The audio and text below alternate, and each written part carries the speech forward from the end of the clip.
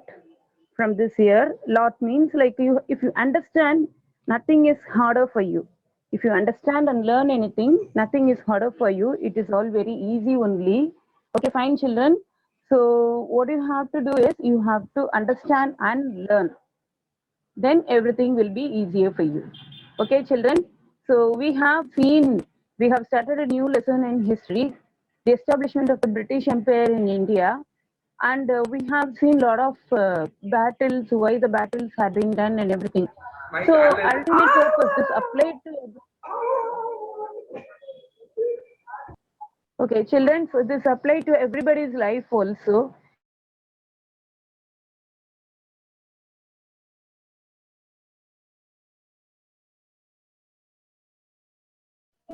Okay, so when we need anything, we are fighting for that. The same way, but our demands are our wants are lesser. When we see the countries, they wanted to show their power, so they wanted to occupy the places, and that is why they had a lot of battles. And even when you see Japan, when we talk about some wars, immediately it comes in the mind that the Second World War, Japan, Hiroshima, Nagasaki was destroyed, and so many people died, millions, thousands of people died. Like that, we used to say many stories, but what is behind that is all these only wanted to show their power.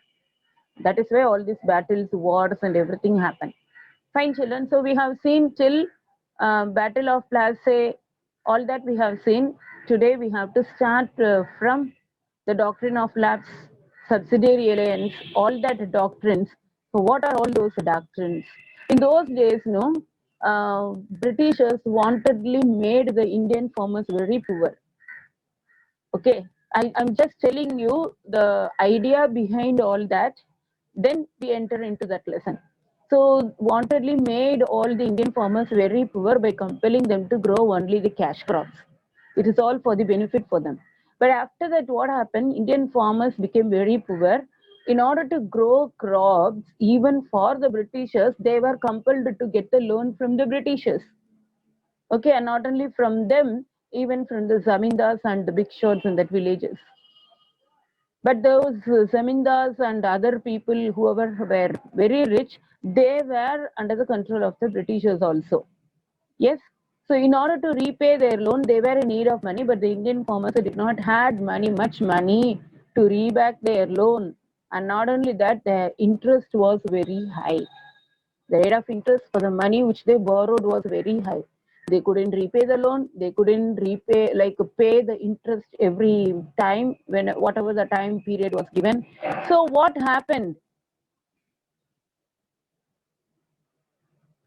That we will check. We will check. Okay. Yes. So it is all because of the money they were not able to pay. So what those zamindars and Britishers told us, if you are not able to pay the loan and repay the loan and pay the tax, you give away your land. So this is how all their lands were taken away. All their lands were taken away. This situation made them very poor. Very poor. Okay. So what happened after that? And so many, like that is what doctrine of lapse, so many subsidiary alliances like that. That subsidiary alliance, if any territory, they whatever territory, the rulers, small kingdom rulers were ruling their places. But these Britishers told them they have to pay the taxes to the British government. If they don't pay the taxes to the British government, their kingdom would be taken away. And not only that, only the real okay, வாரிசுன்னு சொல்லுவோம் அடுத்த வாரிசு. Only if they have their real heir, then they can rule their kingdom. Father, son, like that. Daughter should not rule the country. Okay, daughter should not rule the kingdom, whichever place the father belonged to. So all those cases were checked. If any of the kingdom doesn't have the real heir, their kingdom also were taken away. Okay, so this is how so many places were taken away and all the places came under the control of the Britishers.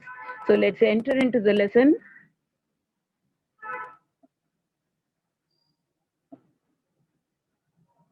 Children, regarding writing the classwork, I will tell you end of this period. After like few concepts we have to learn. After that, I will tell you what you have to do.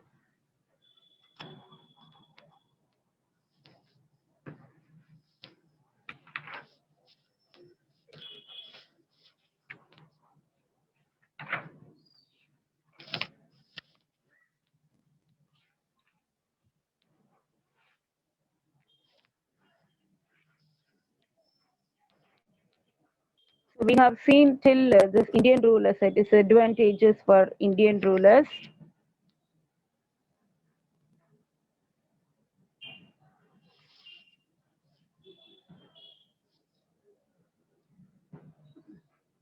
I hope you have understood this one. So let us start with the last part and then we continue so that it will be easy for you to understand. Subsidiary alliance. According to the terms of this alliance, Indian rulers were not allowed to have their independent forces.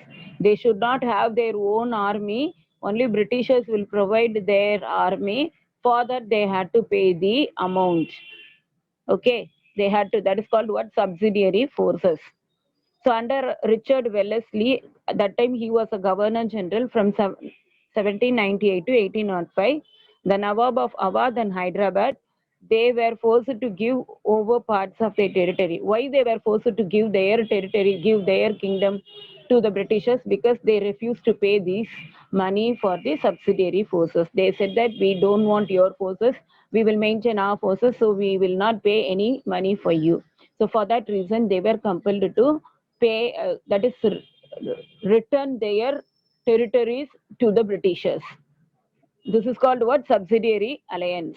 If they don't pay the subsidiary amount for the subsidiary forces, that will be taken away by the Britishers. So for that, like many things happened in the country and the disadvantages for the Indian rulers. What happened? Because of that, they lost their independence. Indian rulers lost their independence and they become only puppets in the hands of the Britishers. Some of the places they were made as a king by the Britishers, but the total power under the control of the Britishers. Okay, Indian rulers were there, but Indian rulers cannot decide on anything on their own. Everything, whatever the Britishers say, they had to do that. So it's like a puppet show for them. Okay, and not only that, heavy subsidies, huge money they had to pay for the subsidiary forces. For that, their treasure department had no money, their kingdom had no money. Totally, it drained off. At one time, totally it drained off. So administration collapsed. Okay, so English people used this and they told that you all are not able to rule your kingdom, you don't know how to rule your country, so give it back, we will rule. They said that and they took out all the territories. Fine. So let us see the doctrine of lapse.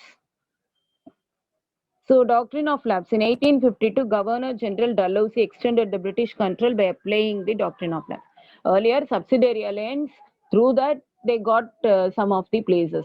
Here, let us see doctrine of lapse. Through the doctrine of lapse also, some of the places were annexed by the Britishers. Okay, so it was enforced by the British government to occupy the states and lands of the Indians. Their main idea behind this to introduce this doctrine of lapse is to take away more and more lands from the Indians. Okay, and that is what I said. I told you, no, when they don't have the legal heir means successors, varisugal. Okay, when they don't have, their kingdom would be taken away by the Britishers. So this is how some of the kingdoms were annexed by the Britishers and they took them under their control. Okay, and Satara, Nagpur, Jhansi, all these are the important places. So for that reason only, you know that Rani Lakshmi Bai fought for that. Those wars and all happened because of that. Because Jhansi Rani, you know the story. If you don't know, just when you are free, you take and read. She did not have the legal hair. We can say that, okay. And because of that reason, she adopted only the son. So for that reason, the Britishers wanted to annex Jhansi, but she refused to give the kingdom to them, and that is why war happened and she was also killed by the Britishers. Okay, so it was introduced by Governor General Lord Dalhousie. Okay, so if see this is the condition. If the ruler did not have any biological heir, means legal heir, to the throne, then the kingdom would lapse into the hands of the British. Fine. So this is the meaning you can write for doctrine of lapse.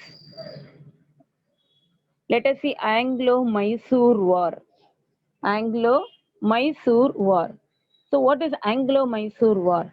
It is a war between the Britishers and the Mysore people, Mysore kings. Okay, all these wars were very, very aggressive against the Indian states. Against the Indian states. So we know very well, like an important person who ruled Mysore, Hyder Ali and Tipu Sultan. Yes, and his Hyder Ali son Tipu Sultan. Okay, so what happened?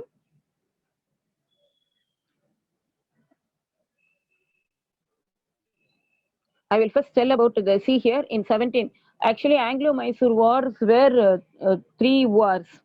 Let us see about the first war, first Anglo-Mysore war. In 1767, the British formed the coalition with Nizam and Marathas, and together they attacked Mysore. So what happened in the year of 1767? The Britishers had the connection with, they joined with Nizam. Yes, Nizam of Hyderabad and Marathas, and together British, Nizam and Marathas together they attacked Mysore. Okay, but Hyder Ali was a person, somehow he managed to keep the place secure. But in June, Tipu Sultan, when he was 17 years old, negotiated with the Nizam and gave him gift. He wanted to, like we can say, we will say no, take out Britishers from the group, and he wanted to join. So he started giving many gifts to Nizam when he was 17-year old, started giving many gifts to Nizam. Understood? Then so Tipu Sultan directed a cavalry raid on Madras. Now it is Chennai. Then his father suffered a defeat by the British at Tiruvannamalai and did not dishearten and continued fight. So not only that, Tipu Sultan directed a cavalry, means cavalry. Okay, on Madras. They had a fight between Tipu Sultan and the Madras place, Madras ruler. That time the Britishers only were there in Madras. So there was a fight between them. Then when the Britishers attacked his father suffered a lot but did not give up. Did not give up even though he got lot of wounds. So then finally, at the end of the war, what happened? They wanted to sign a Treaty of Madras in March of 1769. Somehow they came to a compromise by stopping the war and by signing then an agreement called Treaty of Madras in March 1769. Okay, when the war started in the year 1767 and ended in the year 1769. This was the first Anglo-Mysore War. Let us see the second one. So here again, Hyder Ali led an army of 90,000 in an attack on the Carnatic. Okay, Carnatic means that same place, South India, where Tamil Nadu, especially the coastal areas of the South India on the eastern side of India. Eastern side, yes. So Hyder Ali led an army, means he was leading that army. They went to fight with all that Carnatic places. At that time, Sir Hector Munro led the British army against the Mysoreans. Against the Mysoreans means Hyder Ali. Okay? And same time, Colonel, he also belonged to the British group. Colonel William Bailey was to leave Guntur and meet up with the main force. So he left the place where he was in Guntur. Then he went to fight in that war. Okay, fight in that battle. So in September 1780, Tipu and his 10,000 cavalry and infantry surrounded Baileys. Baileys means Colonel William Bailey was surrounded by Tipu Sultan. Then 4,000 Anglo-Indian troops surrendered and were taken as prisoners. 336 had been killed by Tipu Sultan. Okay, 4,000 Anglo-Indian troops. Why it is given as Anglo-Indian groups? These Britishers used some of the sepoys as soldiers in their army. Indian sepoys as soldiers in the army. So they were compelled to support the Britishers. And some of the Britishers also were there in the army. So totally it was called as Anglo-Indian troops. So 4,000 Anglo-Indian troops were, okay, surrendered. They surrendered and they were taken as prisoners. How many were killed? 336 had been killed in that battle.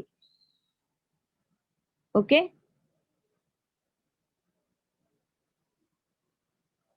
And then at that time, Colonel Munro also were compelled to surrender to Tipu Sultan, but he did not accept to it. Who? Colonel Munro. Then after that, it was like he made it as a worst defeat. Okay, somehow he defeated him. Who? Tipu Sultan defeated Colonel Munro. So this is the war, Second Anglo-Mysore War. Understood? Next one, let us see Third Anglo-Mysore War. It happened between 1789 and 1792. Okay, 1789 and 1792. And here the British forces, okay, the British forces were led by Lord Cornwallis. Lord Cornwallis. Understood? So at that time, the Britishers had a lot of support. The Britishers had a lot of support. So this time, the Mysoreans couldn't tackle the attack given by the Britishers. So finally, they had to surrender themselves. The Mysorean leader had to surrender.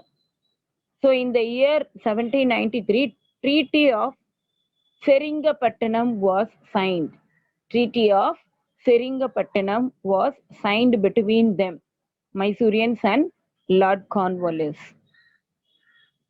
And that time, after the signing of the treaty, Cornwallis held all the boys imprisoned to ensure that their father would comply with the treaty terms. All the sons were taken away, okay, and they were kept it in the prison. And their boys' fathers were compelled to agree to the terms given in the Treaty of Seringapatnam. And through this compulsion, the treaty was signed between Mysoreans and Lord Cornwallis. Okay, so hearing this, then Tipu started taking steps to give back to the Britishers, fight against the Britishers. So that was also continued. So this is how the wars continued between them. But see there, all their children were taken away, boy children were taken away, and all their fathers were compelled to accept to the treaty.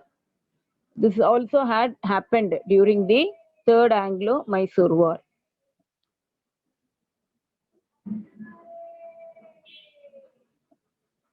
So let us see the Fourth Anglo-Mysore War. By 1798, the British had sufficient time to recover from the Third Anglo-Mysore War. Because that's what I said, no? Tipu Sultan, hearing that, Tipu Sultan got angry and he gave back. So all these happened at the end of the Third Mysore War. Now, Fourth Mysore War, from that time to this time, they had some time to recover themselves, the Britishers. Now, who is the British commander? Richard Wellesley now. So British led coalition of nearly 50,000 troops in February of 1799. Okay, and somehow they moved to the capital of Mysorean capital, whichever was the capital for the Mysoreans. That place somehow they got nearby. At that time, Tipu Sultan had only 30,000. Okay, defenders. So on May 4th, the British broke through the city walls with the help of Mir Sadiq. So everywhere they used to have some kind of a person who can help the Britishers, by showing the money, wealth, and anything. Ulavaligal madri. Okay, so Mir Sadiq, because of Mir Sadiq, they were able to break the walls of the city and enter into the place. Yes, so you can see this kind of a gun. which was used by them at that time. You can see that time itself, the rifle or the gun, we can say that.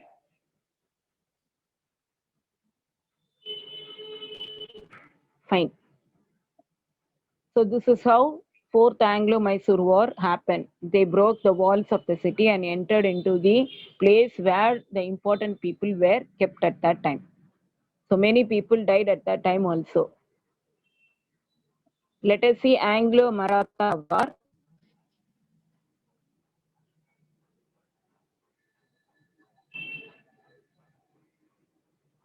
Okay, before I start with the Anglo-Maratha War, I had to say that I will I will complete that Anglo-Mysore War, because at the end of the Fourth Anglo-Mysore War, what happened? Tipu Sultan died. Okay, so the war came to an end after the death of Tipu Sultan in the Battle of Seringapattanam.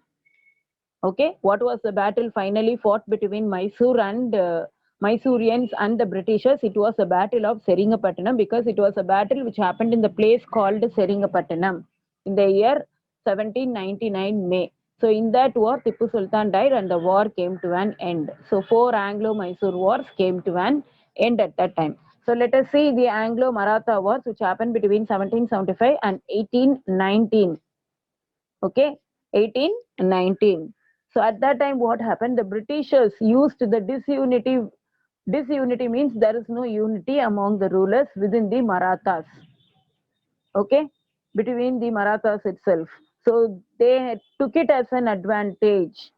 They took it as an advantage, and they fought against the Marathas and defeated the Marathas in the series of three wars. So three wars happened between Anglos and Marathas, and there were disunity, lot of disunity among the Marathas. Using the situation, they defeated them.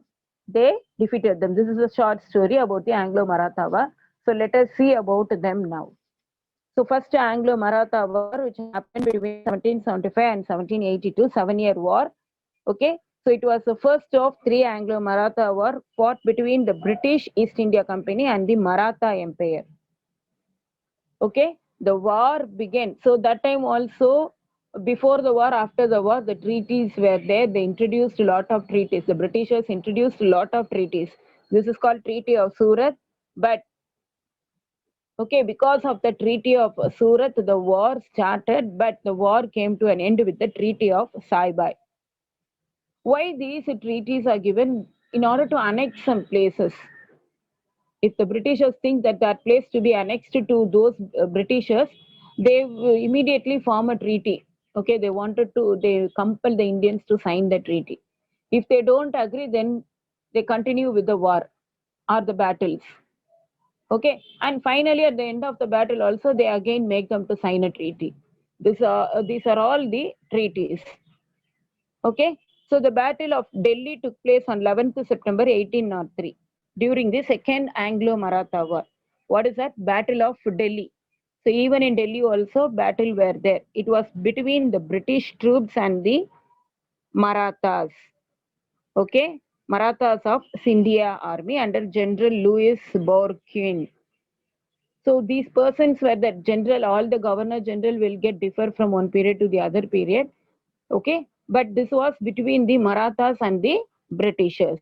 Where it happened? Battle of Delhi during the Second Anglo-Maratha War. So in short form, it is given here. First Anglo-Maratha War, 1775-1782. It was between Britishers and Marathas. Okay, at that time, British supported Raghunath Rao, who was an important person. And at that time, all the Marathas were under the leadership of Nanan Patnavis. Who was the leader for the Marathas at the time? Nanan Patnavis. So here, finally, at the end of the war, Treaty of Saibai was signed, and they both agreed to help each other. At the end of the first Anglo-Maratha War, they agreed that we will help each other. So that was a treaty signed between them. Second Anglo-Maratha War happened in the year 1803. It was between the Britishers and the Marathas. Lord Wellesley and Daulat Rao Scindia and Raghuji Bhonsle. Okay, so all these persons were involved there. And finally, end of the war, Treaty of Bassein happened. So Because of the treaty, Britishers got many territories from the Marathas. Now let us see the Third Anglo-Maratha War, which happened between 1817 and 1818. Okay, and it was also between the Britishers and the Marathas. There were 5 chiefs at the time. Okay, Peshwa, Scindia, Holkar, Gaikwad, and Bhonsle. These were the 5 important chiefs on the Maratha side. Okay, so the battle happened. Marathas were defeated. Later, they became the subordinate to British. So they were made to do the service for the Britishers till Indian independence. Till Indian independence, they were the subordinates only, like helpers. Okay. So here you can see here, second paragraph alone. Punjab, a powerful state in the west, annexed by Lord Dalhousie at the time after the death of its ruler. So at that time, Ranjit Singh was the ruler of Punjab. So during the battle, he died, and after the death of Ranjit Singh, Punjab was annexed by the Britishers, Governor General Lord Dalhousie.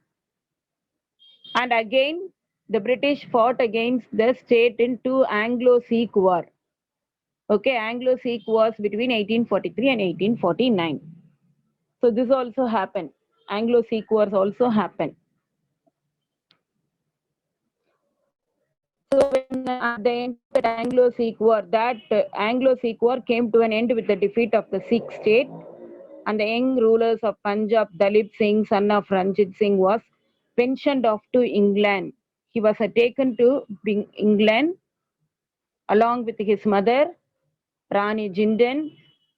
Okay, why they were taken to England? Because they thought that again the war will happen or the battles will happen against the Britishers. So in order to avoid that, along with him, mother also were taken to England. Okay, the important, not only here, mother and his wife and some important persons also were taken along with him. Whoever they suspected that they will create battle against them or war against them. Okay, this is how the Sikh war, Anglo-Sikh war came to an end. Okay, children.